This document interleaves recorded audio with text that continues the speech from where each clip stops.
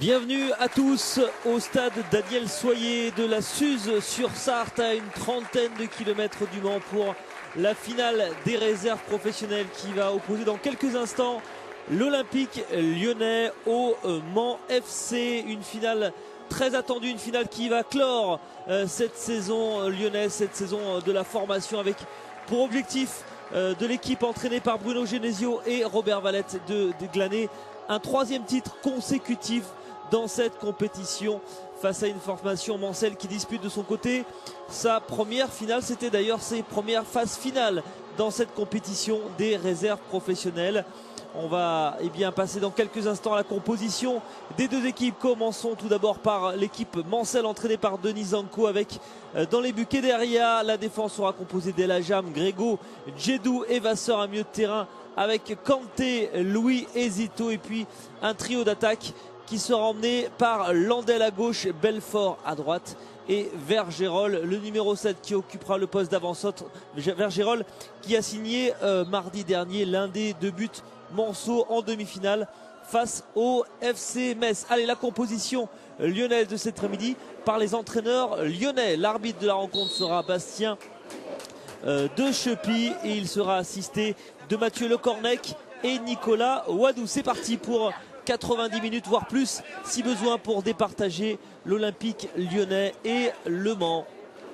Avec ce premier ballon là des Manceaux de Massiré Kanté, le numéro 6, vous allez sans doute le découvrir, c'est ce joueur, ce numéro 6 assez impressionnant, qui d'ailleurs fait son retour dans l'équipe mancelle. Il était absent, Massiré Kanté, mardi dernier lors de la demi-finale face au FC Metz. Il était suspendu et il fait son retour cet après-midi au milieu de terrain de l'équipe mancelle.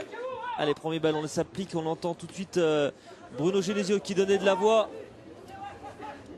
et Xavier Chavalrin qui cherche une solution avec le départ dans son dos de Rachid Ghezal.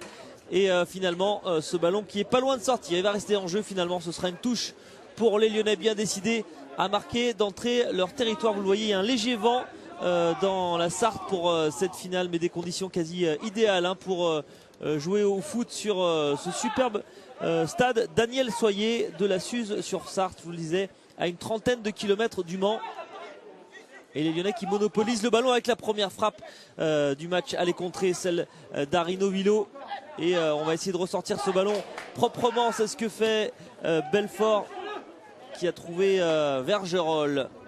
Et on va partir côté gauche vers Olivier Vasseur. Le centre d'Olivier Vasseur, ça passera devant les buts de Théo de Fourny. Attention, parce qu'il y avait Guy Landel qui était devant les buts de Théo de Fourny.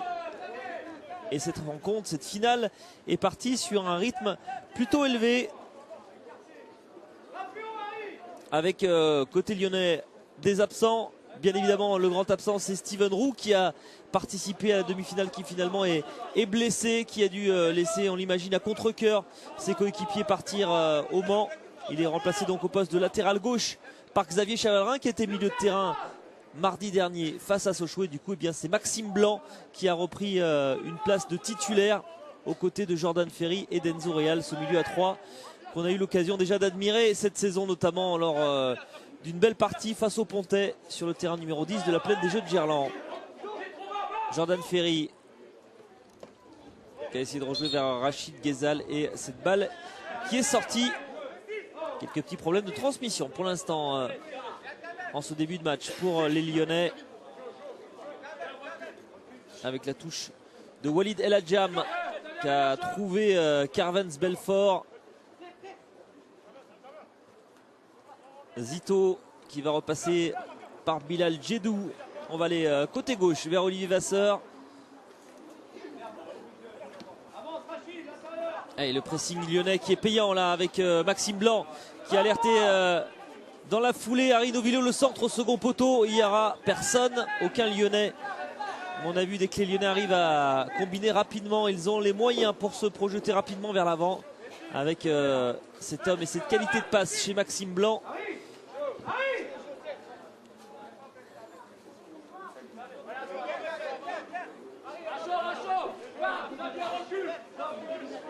Et la touche de Walid El Hadjam est récupéré encore assez haut, ce ballon, par Jordan Ferry, à la lutte avec le capitaine Manso. Zito, il a récupéré la balle. Encore Jordan Ferry va obtenir un coup franc logique pour cette faute de Kervens Belfort. Kervens Belfort, l'haïtien de 19 ans. Et ça va donner un bon coup franc, un bon premier coup franc aux Lyonnais pour mettre le danger face au but de Sofiane Kederia, l'international des moins de 23 ans, algérien. Et ce coup franc, c'est Arino Vilo avec son pied droit qui va s'en charger. Demande à ce que le mur soit mis à distance. C'est parti, Arino Vilo qui a décalé la Jordan Ferry, la frappe de Jordan Ferry. Première frappe du match qui passe largement à côté. Mais les Lyonnais ont des ambitions, on le voit en ce début de match.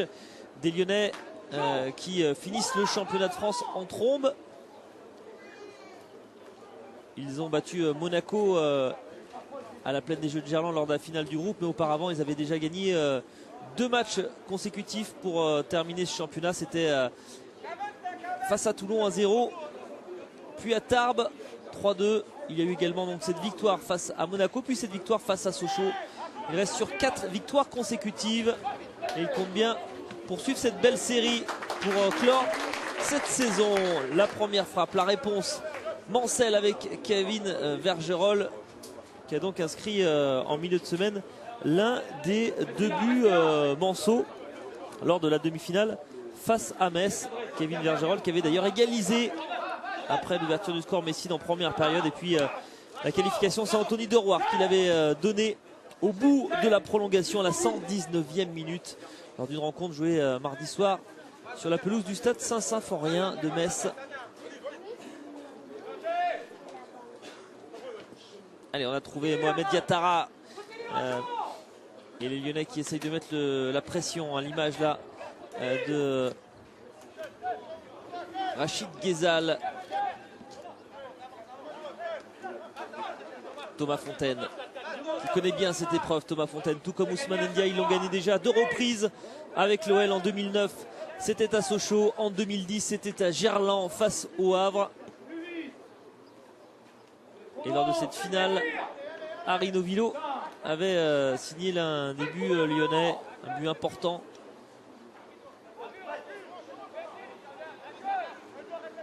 Vasseur, la longue touche là pour trouver Guy Landel. Et le pressing encore payant des Lyonnais avec Rachid Ghezal qui se bat au milieu de terrain et qui va finalement commettre une faute. Une faute sur Bilal Djedou. C'est joué rapidement avec Massiré Kanté qui a joué un petit peu trop rapidement même et qui redonne ce ballon aux Lyonnais. Un match particulier aussi pour pas mal de Lyonnais cet après-midi, que ce soit pour Ousmane Ndiaye qui dispute son dernier match sous le maillot lyonnais, lui qui aura fait une grande partie de sa formation à l'OL et qui s'est engagé pour la saison prochaine pour 3 saisons avec le club de Ligue 2 d'Arles-Avignon. Match également particulier pour le dirigeant de cette équipe lyonnaise, Dédé Vanès, André Vanès, qui donc va mettre fin à son aventure olympienne après de nombreuses années de fidélité. Attention là au superbe travail là de Mohamed Diatara et la frappe, première frappe du match qui apparemment a touché le poteau extérieur. On va sans doute revoir ça avec ce déboulé là côté gauche de Mohamed Diatara qui est limite à la jam et Grégo et qui joue la carte personnelle. Mais apparemment ça touche le petit filet et ça sera quand même un corner pour ces Lyonnais tirés par Arino Vilo au premier poteau. Et ce ballon qui est renvoyé en touche. Et l'action de Mohamed Diatara n'a pas franchement fait plaisir. En tout cas la finition à Bruno Genesio qui espérait plutôt un centre en retrait. Les Lyonnais en tout cas continuent de dominer ce début de match et continuent de camper dans la partie Moncel. Jordan Ferry. Oula, Jordan Ferry là qui a mis à terre quasiment Jeff Louis qui va se relever quand même, le milieu offensif avec ce numéro 2 sur le dos. D'ailleurs il y a une numérotation plutôt particulière chez ces Manso. Attention quand même à Jeff Louis justement qui a récupéré ce ballon, qui va essayer peut-être de décaler, qui va peut-être tenter sa chance. Non, il préfère décaler. Guy Landel qui, heureusement pour les Lyonnais, va complètement manquer son centre. Et on l'a vu dans cette capacité à aller vite de l'avant pour ces Manceaux. Gagnez 5 mètres. Gagne 5 mètres.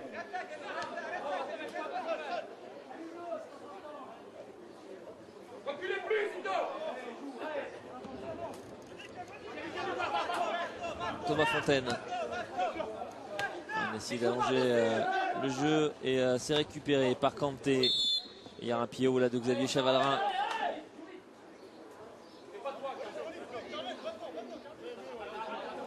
Match particulier, donc je vous le disais, pour André Vanesse également. Match particulier pour Robert Valette sur le banc qui devrait mettre fin à l'aventure avec l'équipe réserve lyonnaise après une longue fidélité à cette équipe. Robert Valette qui était à la tête de cette formation depuis 1996 et qui a déjà remporté 6 titres déjà avec cette réserve. Il a également remporté 2 titres avec les moins de 15 ans, Robert, et dispute aujourd'hui sa 8e finale des réserves professionnelles. Un seul échec pour lui jusqu'à présent, c'était face à Rennes. Et attention quand même avec cette frappe là dès la jambe et peut-être une possibilité de contre. Non, on va finalement stopper cette contre-attaque alors qu'on aurait peut-être pu laisser l'avantage de la part de Bastien de Chepy, l'arbitre qui vient de la Croix-Saint-Ouen.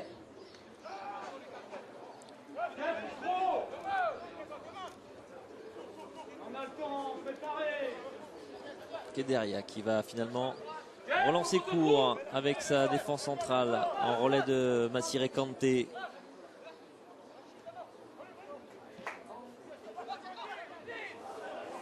Oh là c'est compliqué ça, il s'en est sorti Zito.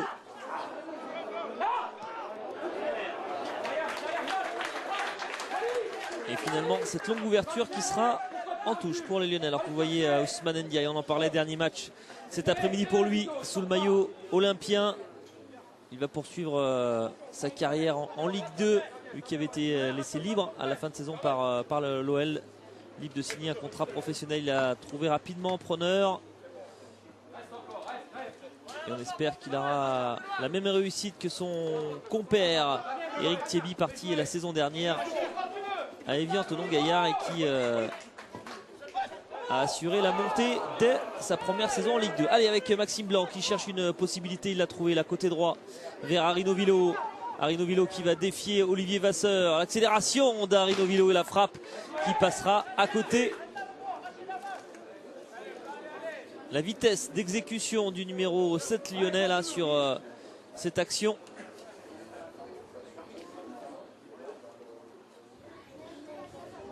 Et finalement cette frappe qui ne sera pas cadrée pour l'instant. Les Lyonnais tentent mais n'arrivent pas à cadrer en ce début de match.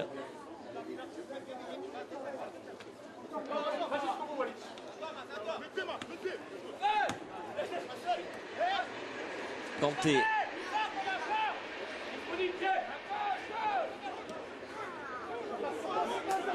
Et finalement ce ballon qui était à l'attention de Zito, qui a été repris par la défense centrale lyonnaise. Ouais, il y avait quasiment une obstruction là sur Mohamed Diatara, non sifflé de la part de Bastien de Chepy.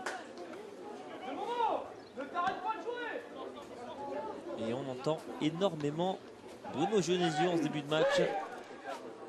Sans que son équipe a besoin d'être soutenu. Attention quand même avec ce ballon là qui était pas loin d'être récupéré par Zito.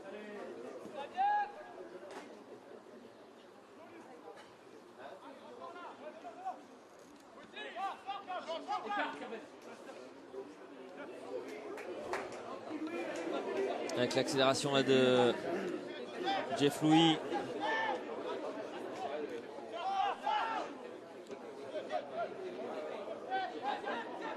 Et on fait circuler la balle encore dans cette équipe Mancel.